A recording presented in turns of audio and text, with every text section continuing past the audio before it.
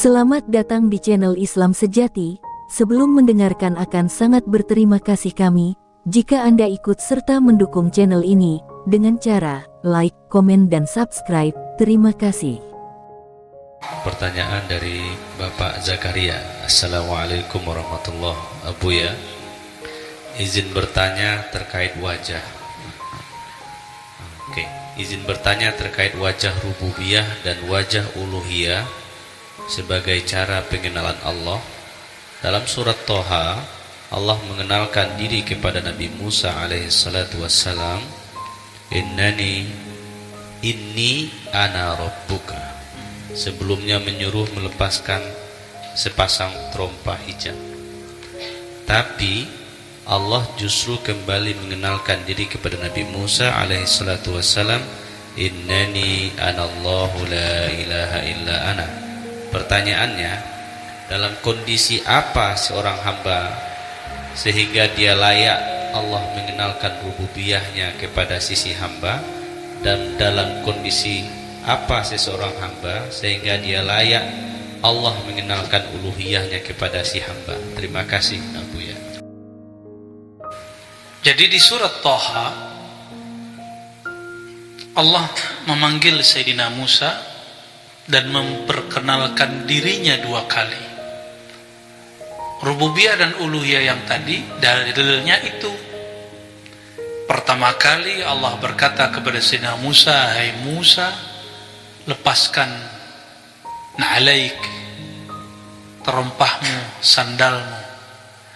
Kalau ahli tafsir memahami sandal aja, terompah aja. Tapi kalau kita buka tafsir-tafsir Imam Qushairi, Imam Najmuddin Al-Kubra, Imam Ibnu Ajibah, dan lain-lain, itu penerjemahannya bukan sandal. Ya, hai Musa, lepaskanlah sandalmu, engkau sedang berada dalam wadi tua, tempat yang suci. Sandal itu adalah hijab diri kita, ya, hijab kita yang membuat kita terhalang kepada Allah SWT. Itu disimbolkan dengan sandal. Sandal itu bisa jadi diartikan kedirianmu, keegoanmu, engkau merasa dirimu ada. Nah itu. Jadi kalau diterjemahkan, hai Musa, tanggalkan keegoanmu, tanggalkan wujudmu. Kalau wujudmu sudah engkau tanggalkan, engkau sudah tidak zahir lagi, barulah aku yang maha batin mengenalkan diri dengan zahir. Ana rabbuk, akulah Rabbmu yang mencipta engkau. Disebut wajah rububiyah. Lalu Allah berkalam lagi, ana akhtartuka fastami' lima. Aku memilih engkau, maka dengarlah apa yang diwahyukan. Lalu Allah berkalam lagi, innani anallah. Ini wajah uluhiyah. Itu dalil mengenai wajah uluhiyah, wajah rububiyah. Rububiyah dulu baru ya uluhiyah. Ini bukan uluhiyah rububiyah versi kelompok salafiyah, ya. Kita nggak ada urusan dengan itu. Innani anallah la ilaha illa ana. Sesungguhnya aku adalah Allah, tiada yang berhak disembah kecuali aku, maka sembahlah aku, dirikanlah salat untuk menyembahku, ya. Itu di surat Toha ayat 14. Pertanyaan Pak Zakar ini, kapan seorang hamba pantas gitu ya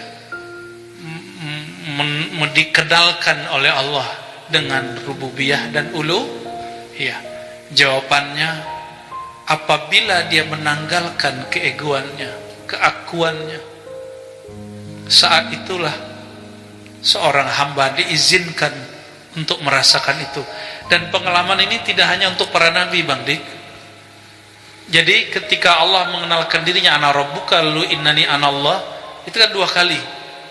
Itu juga terjadi pada para imam, pada Syekh Abu Yazid Al-Bustami, Imam Junaid, Imam An-Nuri. Imam Syekh Abdul Qadir Jilani yang lebih zahir dalam kitab Fathur Rabbani, beliau menceritakan itu. Apa kata Syekh Abdul Qadir Jilani?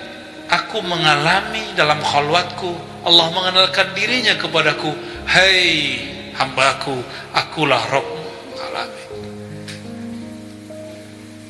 Itu ternyata sudah pernah dikatakan oleh Imam Ghazali sebelum Syekh Abdul Qadir. Dalam kitab Kimia Sa'adah beliau mengatakan, pengalaman ini, keistimewaan ini tidak khusus untuk para nabi dan wali-wali besar terdahulu, maka sampai akhir zaman hamba-hamba terpilih akan mendapatkan musyahadah wajah rububiyah dan uluhiyah, ya, akan diizinkan menatap keindahan wajah uluhiyah dan rububiyahnya sampai ke kiamat. Kita kan mohon maaf, kita ini, saya pengagum para imam dan saya mengikuti torikot mereka, tapi saya tidak mau fanatis seperti sebagian orang. Wah itu mah imam, kita mah enggak begitu. Justru kalau ngikutin torikotnya Syekh Abdul Qadir Jilani, puncaknya ngalamin itu. Kalau masih zikir angka-angka Syekh Abdul Qadir udah ninggalin itu. Beliau tetap zikir biasa, tapi udah nggak fokus dengan angka-angka 1000, 5000, 70000. Ya, itu riyadhah nafsiyah. Nah, orang mengira, mohon maaf, zikir angka-angka itu zikirnya Syekh Abdul Qadir Jilani. Enggak. Syekh Abdul Qadir Jilani sudah sampai ke makom itu. Maka Abu Yazid sebelum Syekh Abdul Qadir mengatakan, engkau berzikir tanda dirimu lalai. Karena ruh itu seharusnya dia tidak pernah lalai.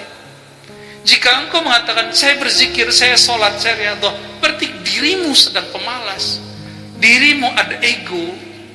Maka engkau merasa dirimu berzikir, engkau merasa dirimu lah yang sholat, engkau merasa dirimu yang tahajud. Sebelum lanjut mendengarkan, kami sekedar mengingatkan tonton video ini hingga akhir demi menghindari gagal paham. Terima kasih. Allah itu kalau kita nggak ingat dia, dirinya berkurang nggak? Kehebatannya berkurang nggak? Ya. Maka zikir tertinggi itu ketika kita sampai, kata Imam Al-Harawi, ketika engkau sampai kepada kesadaran, fazkuruni azkurukum, ingat aku ingat kamu. Kita sadar bahwa kita berzikir itu karena Allah sedang menggerakkan diri kita berzikir. Apa namanya? Zikir rububiyah. Jadi kapan Allah mengingat engkau, Bang Dik, menyebut engkau? Ketika engkau disertakan dalam menyebut namanya. Itu rububiyah. Maka di rububiyah boleh disebut banyak wujud, tapi di uluhiyah cuma satu wujud. Nah, jadi kalau dalam berububiyah kita ngomong anta rabbi la ilaha illa anta, ya Allah, engkaulah Rabbku, penciptaku, tiada yang berhak disembah kecuali engkau. Ini rubu. Ini bukan bab akidah loh ya, ini bab zauq. Jangan pakai hukum akidah di sini.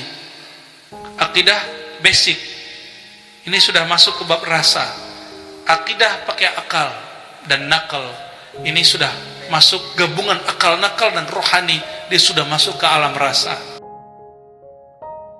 Ketika seorang kekasih Allah, dia tidak tahan dengan rasa cinta itu, dan dia larut dalam cinta memandang uluhiyah zat Allah, maka dia nggak mandang dirinya lagi. Kan selain Allah tiada. Di sisi Allah, si hamba mengatakan dia nggak lihat dirinya. Dia waktu itu memandang wajah uluhiyah, dia bukan memandang wajah rubu. Semoga masih ingat, semoga masih ingat. Kalau seorang hamba memandang wajah rububiyah, dia mengatakan aku hambamu, engkau Tuhanku, aku ciptaanmu, engkaulah penciptaku. Tapi kalau memandang wajah zatullah uluhiyah, nggak ada lagi kita, nggak ada hamba.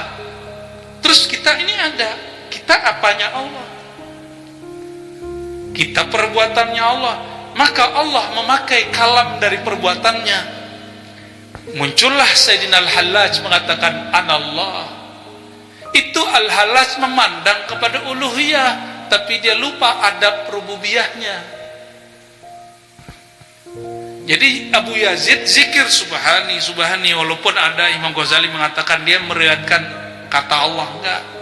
Subhani artinya apa? Maha suci aku. Jadi kalau Abu Yazid mengatakan subhanaka, subhanallah, maha suci engkau ya Allah, itu Imam Abu Yazid sedang larut dalam cinta memandang rubu, engkau aku, engkau Maha Pencipta, aku, ya. Di saat Abu Yazid Al-Hallaj mengatakan maha suci aku, akulah Allah, tiada Tuhan selain aku, itu bukan lagi Al-Hallaj yang bicara. Al-Hallaj lisannya sudah binasa, kalam dia sudah tiada, yang ada hanya kalam. Bukan si Hallaj yang mengatakan aku Allah, Allah mengenalkan dirinya, lalu digunakanlah kalamnya Hallaj. Hallaj di sisi Allah tiada, yang ada dia hanyalah perbuatan Allah, yang ada kalam dia diganti jadi kalam Allah. Jadi faham kira-kira kalau begitu Syekh Siti Jenar sesat atau dia ahli cinta? Ahli cinta. Al-Hallaj sesat atau dia ahli cinta? Tapi biasa orang kalau udah cinta, kalau di bab rububiyah pakai bab adab syariat, kalau dalam bab uluhiyah dan tidak memakaikan bab rububiyah, dia lupa dengan adab-adab syariat. Disitulah para wali itu kemudian menegur wali yang lain, hei hati-hati, jangan lupakan tauhid rububiyahmu. Begitu. Kalau mereka tidak mau, baru masuk ke pengadilan. Al-Hallaj masuk ke pengadilan, Syekh Siti Jenar masuk ke pengadilan, masuk. Ya orang sudah mabuk. Jadi zikir seperti itu bukanlah zikir yang boleh dibaca dalam keadaan sadar seperti ini. Haram hukumnya. Makanya Imam Ibnu Arabi mengatakan, kutubuna, kitab-kitab kami ya, muharramatun, diharamkan ala ghairina, diharamkan untuk dilihat, dibaca sendiri oleh selain kami. Jadi kalau mau baca kitab tasawuf mesti berguru, nggak boleh baca sendiri. Tapi saya lihat ada ulama salah faham di situ. Kalimat Ibnu Arabi itu, ini dinukil juga sebagian dengan redaksi yang lain oleh Syekh Abdul Somad Al-Falembani, ya, dalam kitab Syiarus Salikin. Dipahami oleh sebagian orang, berarti kitab tasawuf seperti itu nggak boleh dibaca. Nggak begitu, nggak boleh dibaca santri sendiri. Dia mesti dibimbing. Sebelum lanjut mendengarkan, kami sekedar mengingatkan tonton video ini hingga akhir, demi menghindari gagal paham. Terima kasih. Assalamualaikum Abu Ya, saya Aidi dari Malaysia. Maaf ingin bertanya, ketika semua ruh menjawab bala syahidna itu di alam ruh, apakah alam itu sebelum aras atau sesudah aras diciptakan? Pertanyaan itu tidak wajib dijawab, karena dia tidak wajib diketahui. Tapi mau dijawab juga nggak? Mau punya. Aras itu masih alam zahir, sedangkan Allah memperkenalkan diri kepada ruh itu alam batin. Duluan batin daripada zahir. Nah, alam arwah itu sebelum alam misal baru alam jasad. Jadi kita ini Bang Dik, ini alam jasad. Ini jasad, ini jasad bukan? Ini jasad apa nih? Alam ajsam bahasa ini ya, alam materi. Alam ini sebelumnya ada di alam mithali, alam permisalan.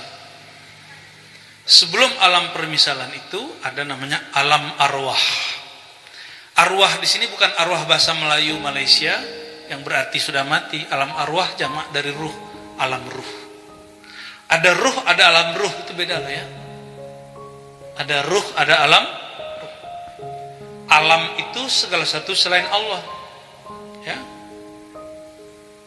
Maka Allah ketika mengenalkan diri kepada arwah di alam ruh, berarti sudah ada alam di situ. Sedangkan Allah ada sendiri, tidak perlu ada alam. Maka kalimat yang digunakan di situ, jadi Allah ketika mengenalkan diri ke alam selalu menggunakan kalimat Rabb. Ya. Kecuali ketika si hamba sudah memandang wajah uluhiyahnya, baru innani anallah la ilaha illa ana. Nah, maka di situ kalimatnya apa? Alastu bi rabbikum, bukankah aku Rabbmu? Karena itu alam arwah. Alam arwah dicipta. Jadi sebelum ruh kita masuk ke sini, itu dia sudah dibungkus dulu dengan nafs. Nafs itu dicipta. Maka Allah berkalam kepada ruh yang sudah dibungkus dengan nafs, dengan jiwa. Apakah aku pencipta kalian? Ya. Jadi apabila yang disebut ruh itu jiwa, jiwa dicipta. Apabila ruh itu yang disebut dalam surat Sad, dia dihembuskan, bukan dicipta. Yang dicipta tubuh yang zahir, sedangkan ruh dihembuskan. Dan Allah hanya mengabarkan sampai di situ. Jangan kemudian antum tambahkan ruh itu pasti dicipta, enggak mesti. Ya, menambahkan sesuatu dari Quran itu bid'ah. Ya. Tapi kok sekarang orang memaksakan memahami Quran pakai filsafat Aristoteles. Selain Allah berarti alam. Itu kan kaedahnya Aristoteles yang dipinjam oleh ahli kalam. Ya, enggak mesti. Saya mau tanya, nih bukti kaedah itu tidak selalu benar. Selain Allah pasti alam. Selain Allah pasti alam. Itu kan kaedah aghlabiyah. Biasanya kebanyakan. Boleh dipakai dalam ilmu kalam, tapi tidak mutlak. Contoh, sifat Allah bukanlah Allah. Tapi tiadalah sifat kecuali dia ada pada Allah. Oke? Saya mau tanya, Al-Quran, apakah Al-Quran itu Allah? Tapi Al-Quran kalamullah, tiadalah dia dicipta. Kalau ada yang meyakini Quran dicipta, itu ajaran sesat itu. Ada yang bilang Quran dicipta. Kalau mushaf dicipta, kalau Quran kalam Allah tidak dicipta. Beda mushaf sama Quran?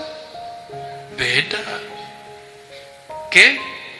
Al-Quran itu Allah bukan? Bukan. Al-Quran itu kalamnya Allah. Kalam itu sifatnya Allah. Paham di situ? Ya, jadi kita nggak akan menggunakan kaedahnya Aristoteles untuk memahami Quran yang suci. Ada ayat yang cocok, ada ayat yang nggak cocok. Barangkali begitu ya.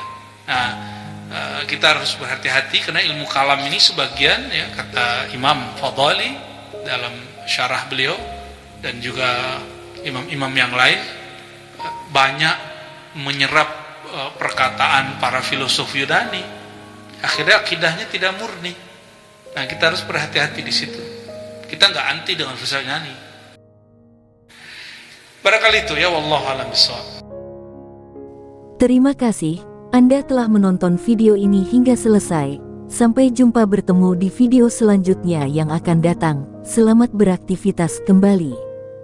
Nah, ada ceritanya, katanya kamu sudah tobat, kok kembali lagi saya tidak akan membaik. Ayo besok tak tobat lagi lah. Tapi mindset teman-teman nilainya sudah perhatian, sudah lagi tobat. Yang pertama, berjalan sokong kita itu